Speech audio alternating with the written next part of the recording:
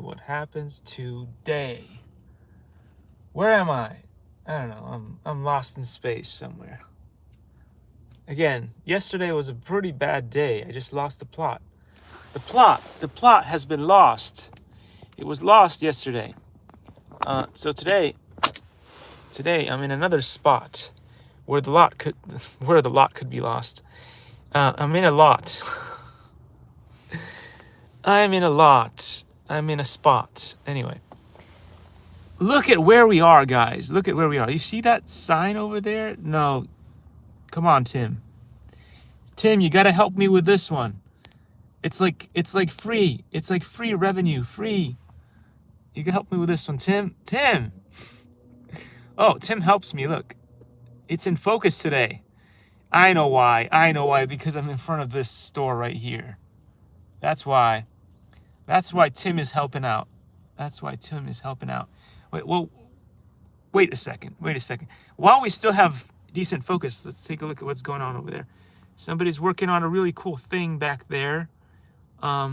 Decorations for Christmas. But let's not forget this really good restaurant over here. If you haven't been to Little Sisters, it is really good. Lots of vegan friendly stuff as well. I don't know, is this messed up? Probably messed up stuff.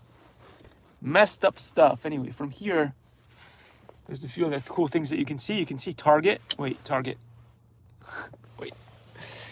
Show you Target. Target is over there. And I don't know, down there, there's a I don't know. They had a KPMG building. I don't know if that's still around. And also, BlackBerry. BlackBerry is around here. Anybody remember BlackBerry? They used to make those really cool phones. At least they were cool back in the day. I don't know if people still think they're cool now, but they were cool back in the day. All the top executives had those before they executed people. Oh, I'm just kidding. Top executives. My dad was a top executive for a while. Anyway, so I do have the books today. So let's see. The second I start talking about technology, if they cut me off. There's an interesting looking dude over there just walking by. Looks a little bit like Joe Obama, but I don't think it's him. I doubt it's him. I don't think he would be over here. I don't think he would be around here. We have a really cool Scion behind us, a red Scion. Oh, fun stuff. Anyway, we've got books today. Yesterday, I got a copyright claim. Surprise. I don't know why. I was doing free commercials. For one of my favorite artists, Pink. And for some reason, I still got a copyright claim. Why is that? I don't know. It's interesting. Anyway, I wonder if first of all, I want to say I'm never going to throw away my dancing shoes, and I'm never going to not dance again. That's not throwing away, just those aren't mine. I've got point shoes. No, I'm just kidding. Yeah, so before we start the live, I was just thinking about the people, because Santa, it's Christmas time. Santa. Should we still be calling him Santa Claus though? Isn't that a little bit creepy and unkid friendly? Wait a second. I don't know. I was talking about BlackBerry. Is that the BlackBerry sign over there? I don't know. I can't see very well. Maybe with the help of Tim, our favorite chef. Will he? Is that? Dang! If only I could keep my Parkinson hands from moving. That looks like BlackBerry to me. I might be wrong. I so often am wrong. But anyway, I was just wondering if I just wondered if maybe we should not call Santa Claus anymore. I think I always make fun of everybody, conservatives, the famous blue hairs. I make fun of everybody, but I think that if we change the name of Santa Claus to something else that's less creepy, because like he sees you when you're sleeping, he knows when you're awake. He sounds a little stalkery.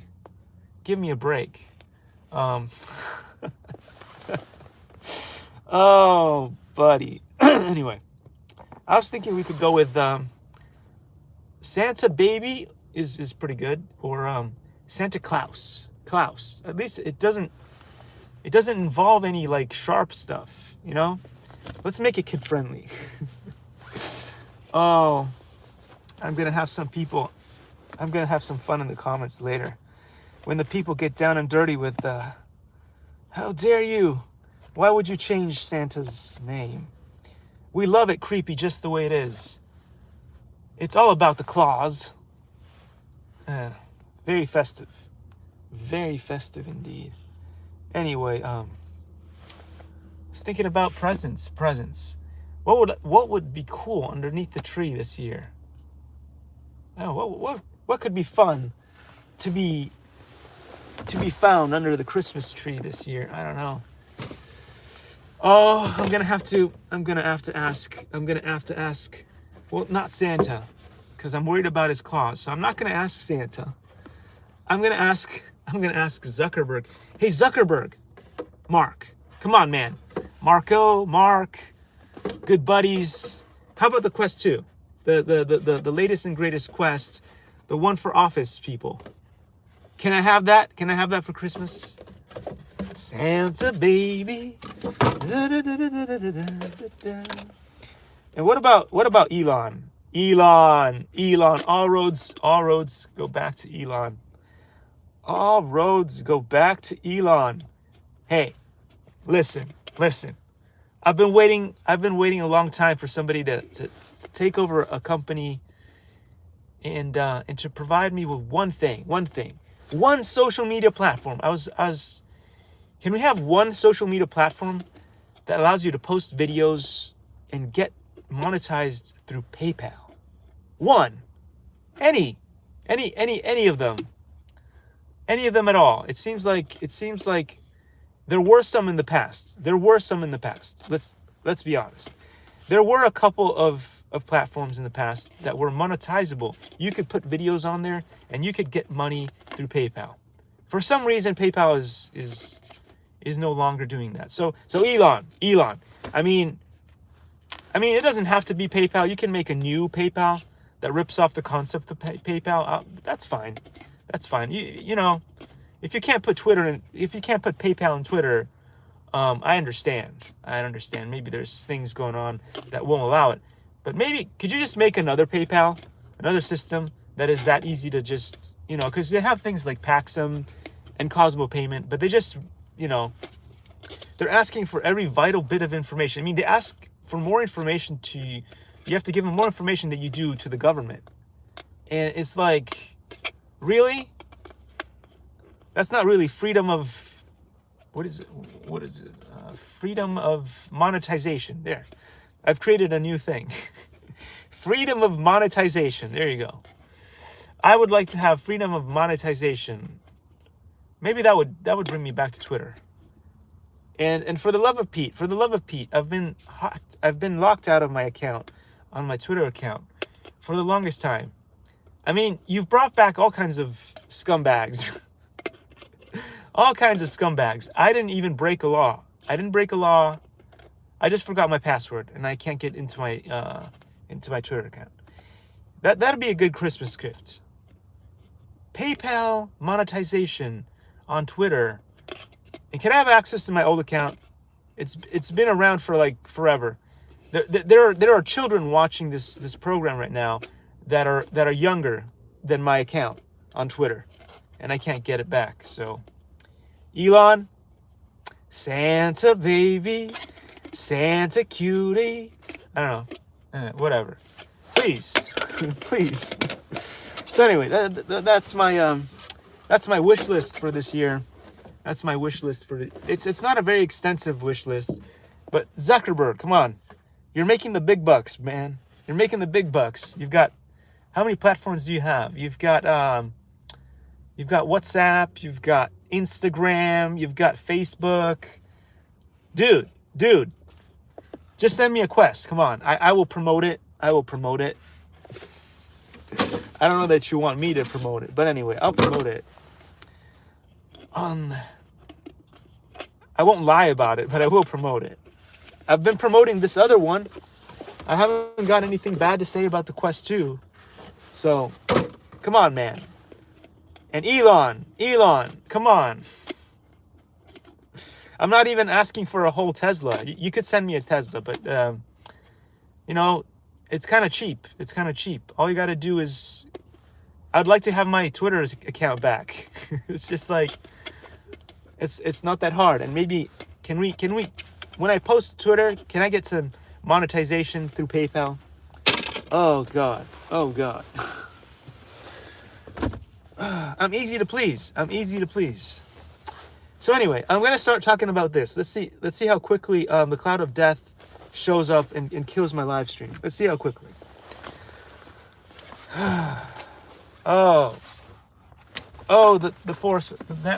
The network forced off. The rain is not in our friends. Anyway, so the good thing with that is that I finally got word back from Doll. I will be receiving shortly one of the most amazing robots ever to be created by two amazing people who are awesome coders, and that is a good thing. Especially during a time when coders are being laid off left and right. Again, I'm not snarking about that. That is just preposterous, but it is happening. The only industry that I was hoping would never become a industry that is volatile today. I mean, not as volatile as the art industry. That's the worst. But you know, that's the only silver lining. Except if you're one of those poor people getting the sack. So anyway, cool book. You could get it from Costco, maybe. I hope. It's got endless fun things in it. I started reading it in VR a while back, but now I will be reading it in not VR. I will be reading it in iPhoneage. Yes, that's a word. I just invented it. Put it in the dictionary.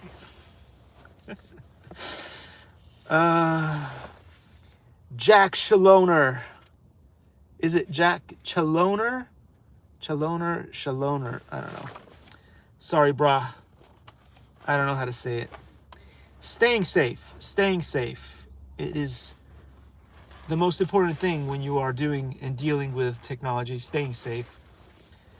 That's why we should change Santa's name to Santa Claus. Hey, Klaus.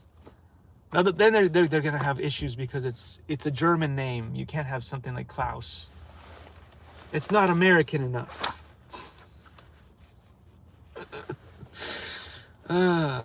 Oh well. Hey. People went crazy over Ariel. Remember Ariel? Ariel's cute. I like Ariel. I don't care how you make Ariel. Ariel's cute. Anyway, Under the Sea. I'm gonna get a copyright claim again. Again. So let's talk about staying safe. There are lots of exciting projects in this book. We want you to try all of them and to have fun, but we also want you to be safe. Read through the general safety tips on these pages before you try any of the projects. Okay, let's. Manufacturer's guidelines. It is always important to read the guidelines as the manufacturers of various tools, components, safety wear items, included with their products. They aren't all the same, and things you use might be slightly different from one to the other. Ask an adult if you are unsure about anything. See, this is important for masks too. we had the masks gate where people wanted you to double mask. Why don't you go read the owner's manuals on every mask? There is no owner's manual has ever been written where it says you should double mask. But because I said that, that was very unpopular. I got shadow banned for saying that because it's unpopular. And yet the reason why people create things, look, it says here in this book, and it says pretty much in everything that you will buy out there, the reason why the lawyers and the technicians and the scientists get together and they create those liability claims and instruction manuals for every product that is sold is so people don't get hurt and misuse it. Tell the government. No, don't tell the government. Don't tell the government. Don't tell the government. Hot things. So anyway, the tip of soldering iron reaches temperatures of more than 600 Fahrenheit, about 300 Cs, hot enough to burn your skin badly. Soldering fumes can harm your throat, nose, and lungs, so always solder in a well-ventilated area.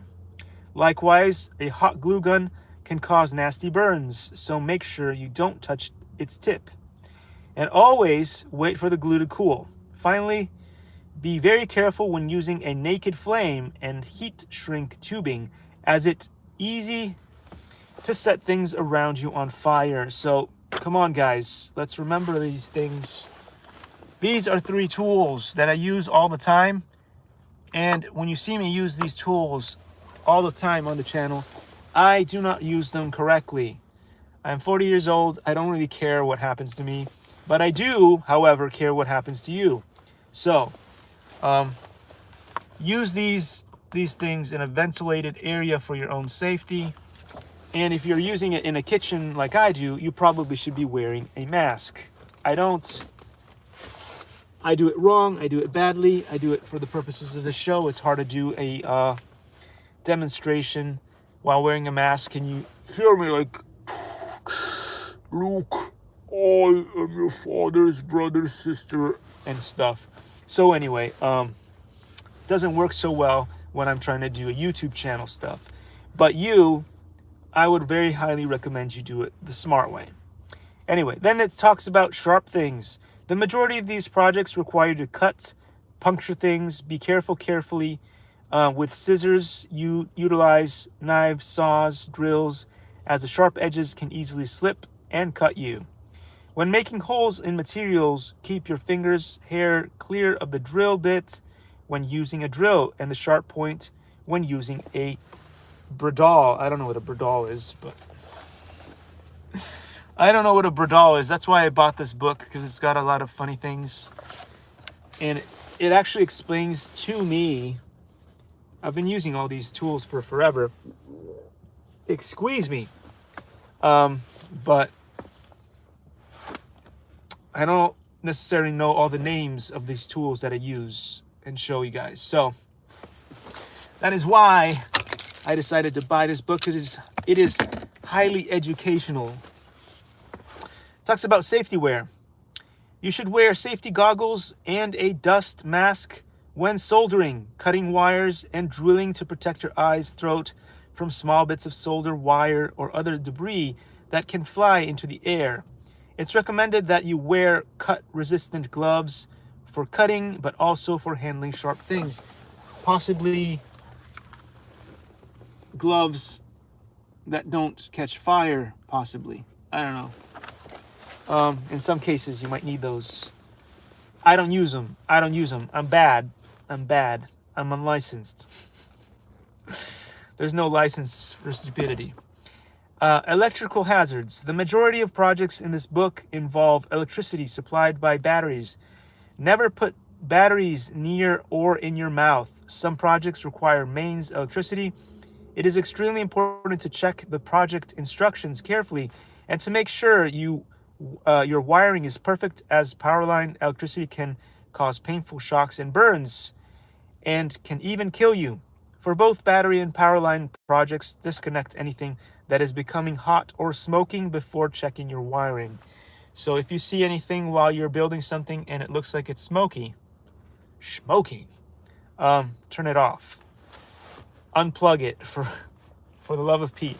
Don't let it get to the point where it starts smoking and burning. In a couple of videos, you probably have seen me create sparks and stuff. And one of the times that I was building the first and only Coca-Cola plane, one of the batteries caught fire, I think it was. Yeah, not my proudest moment, not a good look. But anyway, disposing of these things, right? Disposing of things. It is very important to dispose of things properly when they are no longer needed. Most of the electronic components you can be disconnected and reused. Plastic card and paper can be recycled, as can dead batteries. Metal blades can also be recycled. Most importantly, most companies offer safe, environmentally friendly ways of doing this, so check before you buy. It is important that none of these things end up in the regular garbage, is what they're talking about. Working environments. Keep your working area clear and clean. Never have food or drink near when you are making projects. If there are younger children or pets in your home, never leave them unattended near hot, sharp, or electrical objects. When finished, clean up after your tools, components, and projects to minimize the chance of injury. All really good advice that I'm pretty sure most people don't follow. Also because if you have your own workspace, if you have a nice place, you tend to be able to leave a lot of the projects up the way they are. Not in my case. I work out of the kitchen, which is why I can always have access to a sink. Let that sink in. Inside joke. Oh gosh. Toolbox. But anyway, so whenever I do a project, whenever I do something, part of the reason why I struggle with doing long-winded projects is because at the end of whatever I do, I have to pack up my stuff and put it away. Yeah, I do. I doodly do. Doobly do. Anyway, so toolbox. There are some things that are used again and again in these projects, and they have nothing to do with Donald Duck, so much so that we call them our toolbox.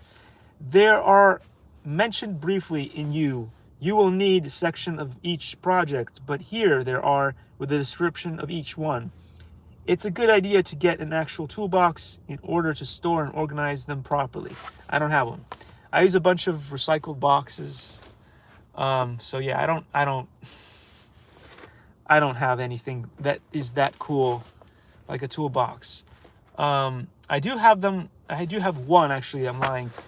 It came with a Dremel, so there you go. Dremel was nice enough to include one in my latest Dremel box, so I've got one of those.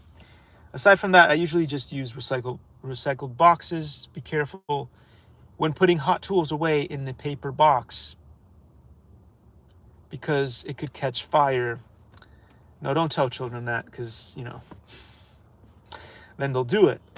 Anyway, again, not really the safest thing. Some of the best ways to pack away your stuff is inside. They tell me inside round boxes from the military, whatever.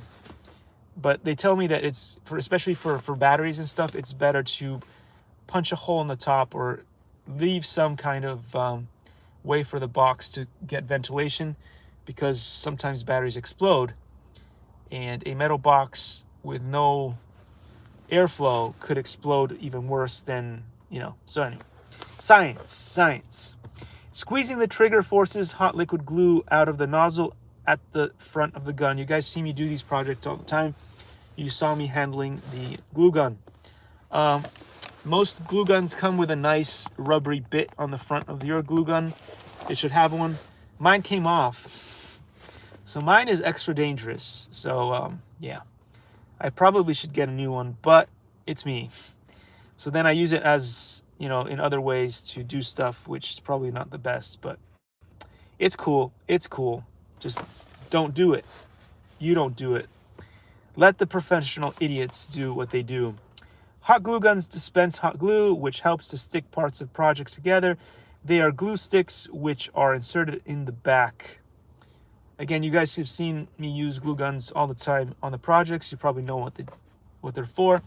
You may have seen your teachers use them at school at some point. Pretty useful things. They are incredibly useful, and you wouldn't believe how strong the glue is in connecting things together. Sometimes you can Frankenstein projects, and they'll work just because glue is so good. Spring clamp. In this book, we use spring clamps to secure things that need to be drilled or sawed, or you don't want them to move around, basically. Then sometimes you'll use adhesive putty. Adhesive putty is mainly used in this book to protect work surfaces when you're making holes in something. You can also use it to hold things in place as you work on them. I like blue tack. Old school blue tack is my thing. It's my jam. But you can use whatever you want. Scrap wood. Bits of scrap wood are useful when drilling or sawing to prevent damaging your work or surface. Then it talks about tape. Tape sometimes is easier to use than glue to stick things together. And in the projects in this book, we use electrical tape, double-sided tape, and double-sided foam tape. Fun for everyone. So anyway, these are some of the tools that you will be using in this series of projects. There is a thing called a utility knife, but we're going to stop it there for today. We'll continue on with lots of cool things. This book is going to keep us occupied for quite some time, and I'm just glad that we're finally getting to do some of this stuff. I am here in this place of places, and I'm going to do some shopping in a little while, but before all the people show up, I might be able to go and check out some of the cool stuff that's going out there. I do believe there is a brand new Christmas tree. Oh, Christmas tree. Oh, Christmas tree. Yeah, that stuff that's been put together, and it is fantastic. I mean, I don't know how many balls are on there, but a lot. There's enough balls there to please the community. Oh God. Oh God. I haven't had coffee yet. I don't drink coffee. I haven't had tea. I haven't had any tea. Anyway, so Grandmaster Tom Wong was born in China, and he wrote this amazing book. I made a video game for him and his student, which was supposed to be amazing, but it didn't go anywhere. But this you can buy off of Amazon, so go check it out. What's the name of the book? Secret Origin of Wing Chun. 2,200 years of training. It's history and philosophy and all that good stuff. So anyway, believe it or not, he has a YouTube channel. Nobody knows about it. But these pictures here are taken directly from footage from his YouTube channel. Unbelievable. Did you guys know that Grandmaster Tom Wong had a YouTube channel? It's been around for a while. Nobody knows about it. Anyway, author teaches the class the application for flapping wings in conjunction with sticky hands in 1995. 1995. That was a minute ago. 1995. Wow. Dang. That was a minute ago. It says flapping wings. Is it flapping wings or floppy wings? I don't know. I always get mixed up. The sticky hands exercise is similar to Tai Chi's pushing hand, rolling hands. I don't know. Everybody calls it different. Just pick one that you like and just go with it. Exercise and truly reflects the Taoism principle of ever-changing situations in a fighting scenario. It helps students train their reaction times by constantly switching between striking and grappling.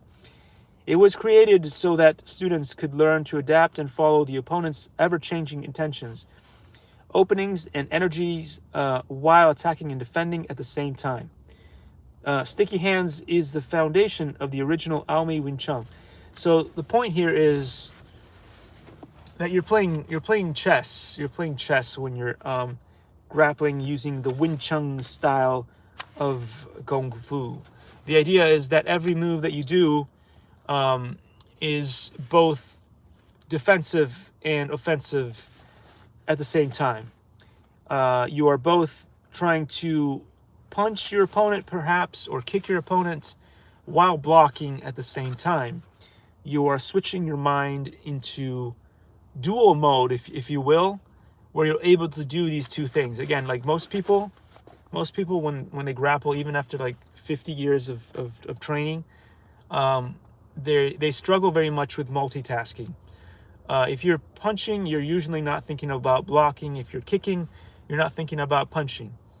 I've seen some of Tom Wong's students be able to kick and punch at the same time, or block and kick, or punch and kick simultaneously, and that is what they're being trained to do, which is really hard. If you've ever tried that before, it is just like trying to draw a circle with one hand while doing a square with the left.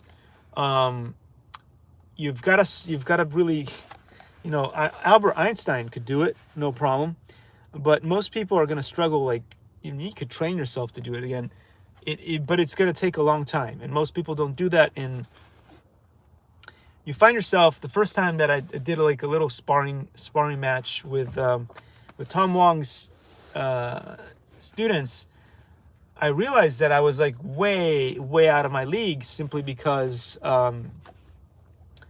I was doing what you usually do when you train most of like martial arts, which is, or you train like boxing and stuff. It's just one thing. Jab, jab, jab, jab, jab, jab. Step out, step in, jab, jab. Slip, jab, jab, jab, jab. It's that kind of thing. What they're teaching you here, or what Tom Wong is able to teach you, is to go past that, and you're doing jab, but while you're doing jab, you're also thinking about the opponent's jab. While you're stepping in for a kick, or you're stepping in for a jab, you're thinking about what is your opponent doing with their limbs and stuff. You're trying to read their body language while going in and out. And a lot of people that come from traditional martial arts and other like boxing and stuff, especially if they did one of those self-defense courses that like lasts a couple of months, and then they expect you to be able to know how to defend yourself. Yeah, okay. Let me tell you, those things don't work so well. They might give you confidence, but they don't always work so well, especially if you are fighting against someone who is a real professional, who's been through a couple of real street fights and knows what it's like. Anyway, so there's a screenshot from video of author demonstrating sticky hands reflexes. It is faster to react through touch than sight. From a flip of a hand's distance, neither a judo master nor the others could catch my hand with head turned away. So what he's trying to explain to you is that a lot of times we work so hard on fine-tuning our senses, and one of our strongest senses is our sight, right? So we work so hard on in martial arts to fine-tune our vision, and oftentimes our vision will fail us because we step in the ring with a boxer with the fastest hands ever, and you're like a martial artist, and you're out of their league because they've got training. Like they run 10 miles every day. They do that. What's that boxing? There's a special punching bag that's a speed bag or something. They're on there, so their hands are like a blur.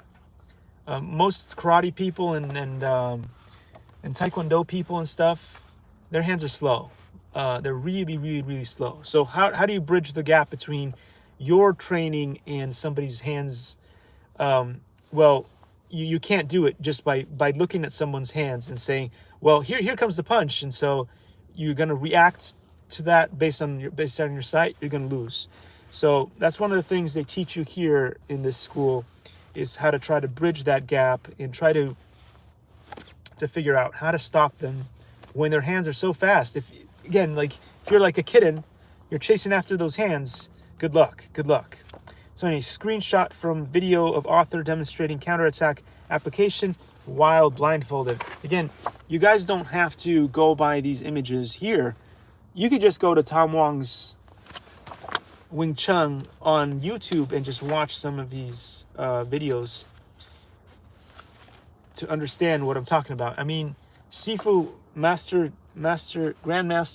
Tom Wong has a video up there of one of his kicks, and one of his kicks is amazing. It's so fast that if you were stepping in front of him and he does the kick, you won't even notice it came at you. But it's just incredible. So anyway, so the cool thing about Wing Chun, if done correctly, this version of Wing Chun, this Aomei Wing Chun, is that it does hone your skills to a different level than you would with most other martial arts instructions. So it's worth doing. It's worth training in this. So anyway, these Taoist principles trace back to the original system that was developed in the early days of Aomei monasteries, and goes back to feeling the internal invisible energy and ever-changing elements of the Tao. This is different from the rote memorization taught by the Shaolin family. The Buddhist-influenced style of Shaolin Wing Chun follows principles that are based on the karmic laws of causality and predictability. These principles led the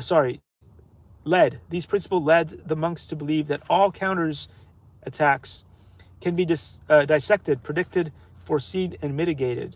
Therefore, the foundation of Shaolin Wing Chun involves memorizing multiple series of techniques and movements to respond to predetermined scenarios. It also relies on dynamic tension and physically overpowering the opponent. These series of techniques and movements are meant to encompass all rational responses that an opponent may make and counter all of the opponent's possible or foreseeable offensive or defensive movements. As a result, there are thousands of techniques and movements that one has to memorize in the Shaolin system. The Shaolin style of Kung Fu requires extensive physical conditioning and emphasizes speed, strength, and impact resistance. For more accurate historical information regarding Shaolin Wing Chun, you can go look at Grandmaster Chan Hua Xuan's grandson's Chan Kwok Gay's videos and books. Anyway, here. I'm going to just show you guys this, and you can read it in your own time. I hope that it works. Why? Because I can't say any of these words or names properly. And if you were going to like Siri them and stuff and type it in, you want to type them in correctly. Claim on his Shaolin Wing Chun as a world cultural heritage. In addition, there is a diagram of Shaolin Wing Chun family tree that traces back to its founder, Shaolin Master Jim, near the end of the YouTube video titled Interview with Sifu Tam Won Bu of the Chanhua Xuan, lineage of Sifu Sergio. Master Ingmui and MS Wing Chun's names are not part of the tree. Okay, I'm gonna have to show you guys. There is apparently a YouTube video with information over here. If you can read that, you should go ahead and take a look at that real quick. It'll help you. Yuan Kai-san's fame. From a young age, Yuan Kai-san had fame and fortune. However, he was never interested in running a school or holding public group classes or demonstrations. Instead, Yuan Kai-san had a more philosophical and passionate nature. He enjoyed devoting his time and effort to improving his kung fu skills and maximizing his personal achievement. He also sought to eliminate everything that was inefficient inefficient and non-essential from his training regimen because he felt that it would give him more time to focus on essentials. Sound a little bit like Bruce Lee? I think so. And, well, there's a connection there, but you'll find out later on. At the turn of the 20th century, Yan Kai-san was regarded as the #1 Wing Chun master by the martial arts community and residents of Foshan. Yan Kai-san was nicknamed Yan Lo Jia and Devil's Claw because many people did not know the name of his unique style, but remembered his signature open lead hand that no one could pass or escape. Yan Kai-san's fame thrived even though Cho Li Fut was the most popular style of Kung Fu at the time. Yan Kai-san holds the hidden gem from Aomei Wing Chun. So apparently he was so good in battle that nobody could get past his lead hand. So if you couldn't get past his lead hand, you couldn't get past his, basically to hit his central bits of his body. You couldn't get to his torso. So he was pretty much invincible on the battlefield. Like most people, if they're amazing at their craft, they are invincible on the battlefield, but then they can still be killed off or, taken out in their regular lifestyles, like poisoned or whatever. Which is how many people bit the dust in the past. Nobody could beat them in battle, but then life got in the way. Yan Kai-san holds the hidden gem from Aomei Wing Chun. Yan Kai-san was recognized as the last master and the last remaining inheritor of Aomei Wing Chun. He not only preserved but modernized the system with his theoretical understanding and knowledge of its applications. One thing that I noticed about the people who really thrive in Wing Chun, it is you need to have a very high level of IQ, which is part of the reason why I can claim, and it's a bold claim, but it's a true claim. I was probably Grandmaster Tom Wong's worst student because, as I said before, in order to really master this and be able to do a lot of the things that I was explaining before, just like what do you call him? Albert Einstein, right? Draw a circle with one hand and do a square with the other.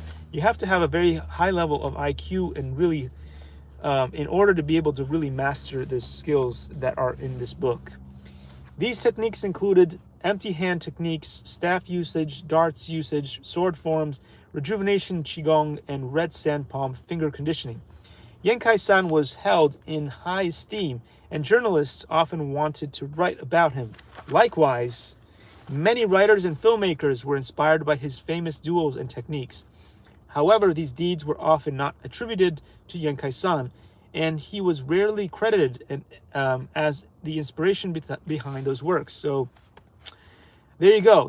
It's, sometimes when you're that great, oftentimes people will not recognize your abilities. This is because when Yan Kai-san learned that journalists and writers were writing about his martial arts prowess, he stopped them from publishing or writing more articles and books about him. So again, look at that. Another guy was completely upset with pundits, and it was back way before the treacheries and the destruction and the mess of punditry. I don't know. Is that a word? The Pundits Chronicles of 2020? I don't know. We're going through times. Likewise, he refused most interviews from the media. I wonder where John Lemon would reside in all this. Anyway, first, Yan Kai-san was a private and careful person. Second, he was an attorney that was licensed by the Qing government. And he did not want to be suspected of having any ties or two rebels. In reality, Yan Kai-san was an underground member of the anti-Qing government movement. However, he did not want to disclose it to the public because it might negatively implicate his attorney license as well as his family business. Still, his stories, witnesses, and documents remain as archives in many government files, police files, newspapers, and books. They can also be found at places like Foshan City Library, China National Historical Records. Some of these records are from the late Qing Dynasty. Others are from Republic government of Kuomintang, President Chiang Kai-shek, before 1949, and the National Athlete Department of Recognition of Cultural Heritage. Chinese government today is 1950s to 2020s. All right, so in the next reading, we're going to go from 5-finger marking on Japanese soldier helmets. That's going to be where we're going to continue off next time. Again, hopefully before everyone shows up here, it's still relatively early. I want to check out that tree without causing too much trouble. I do need to go do some shoppily doodle. And so it begins. But before we conclude this video, Santa baby, I know, Mark, I just can't stop annoying you. Please, come on, Mark. I know you watch my videos. I know you watch my videos, and in the past I used to call you the Zucker turd, but I know that there are people out there that have called you worse things. And I call myself turd all the time too, so it's not that bad. Come on. Can I have the latest and greatest Oculus Quest, the one that's supposed to be for businesses, but I know most people are going to buy it for gaming. Come on, man. And what's his name again? Elon. This is why your Neuralink is so important. So I don't do this thing where I get stuck forgetting people's names. Come on, Elon. Elon, please. Come on, Elon. Can I have my Twitter account back? Can I have access to my Twitter account back? And can I have freedom of monetization? Hey, can we put that in the bylaws for the Constitution? Can we put that in there? The new crowd want freedom of monetization, and Prop 69. Anyway, can we have PayPal? Can PayPal be part of the things? Can I make videos on Twitter and get monetized through PayPal? Come on, dude. Anyway. So before we leave, I have to do my little plug here. Because if I don't plug things, everybody could use an extra plug. That's what she said. That's what she said. Anyway. So, if anybody's interested in cool stuff, like 3D printing, again, I will hands down collaborate with any 3D printing person out there who has a 3D printer and wants to start creating cool things like these. Again, lots of amazing 3D printable shells and stuff like this that are available on my CG Trader that you can buy easily, or you can just ask me and I can send them to you. I would love to collaborate with one person. I've been on YouTube for forever. I try to ask that awesome guy, what's his name? 3D printing nerd. To please print out one of my things. I will give him whatever he wants. I try to speak to him over what is that thing called? Patreon. The mother of all Patreons. The way everybody gets paid on YouTube these days. Anyway, I got a maybe, and a maybe is pretty good from him. But I'd like anybody out there who has the stones to print some of my stuff, please let me know. I've been out there for a long time. Trying to do this stuff. Anyway, so these are pretty cool things. The reason why I designed these was I was thinking of making aftermarket 3D printing shells for things as cool as the WL toys. Look, you can stick it on top of there. That's the idea. Walmart toys, like New Bright stuff. Look, I've made multiple of these things. They're really easy to print. You can print them in one piece if you have a decent size print volume, or you can print them in parts. That was the idea. I know it's unpopular because I came up with it. It's unpopular. The idea was to make it for these kind of cars, or these kind of cars, like the Mini Zs. I mean, who doesn't love a Mini Z? You probably have one of these in your house. How cool would it be if you were to get one of these for your friends and then not sell them, put it in their Christmas, sell them. Ask Santa Claus to put it in their tree. Put it under their tree or something. Look, that would be pretty cool. Look, you could drift one of these. I don't know. It's unpopular. It's unpopular. It's almost as unpopular as the elephant in the room these days. So anyway, thanks for watching, guys. Love y'all. Thanks for stopping by, kicking butt, taking names, bagging and tagging, and I'll see you all. I'll see you all in the next one. I'll see you all in the next one. Take care, guys. And by guys, I mean everybody. Oh, jeez. Can't even do it. An ending right.